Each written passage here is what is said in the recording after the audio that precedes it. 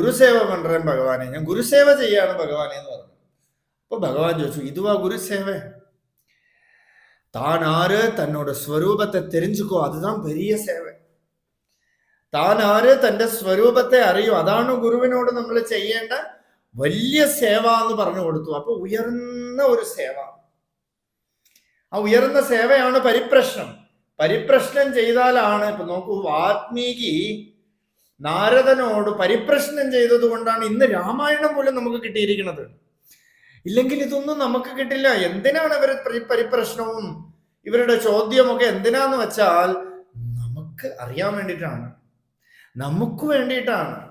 എന്തിന് ജ്ഞാനികൾ സംസാരിക്കണമെന്ന് പറഞ്ഞാൽ for what purpose? Is for us, is for our self, നമുക്ക് വേണ്ടിയിട്ട്, നമുക്ക് ഉയരാൻ വേണ്ടിയിട്ട്.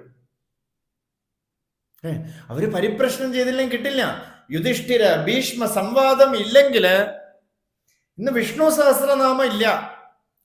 അപ്പോ അവർക്ക് മുതല് നമുക്കൊരു നമസ്കാരം കൊടുക്കണം. ഇവർക്കൊക്കെ ഒരു നമസ്കാരം കൊടുത്തുകൊണ്ട് നമ്മള് ആ പരിപ്രശ്ന വിധി ഇന്നും തുടരണം.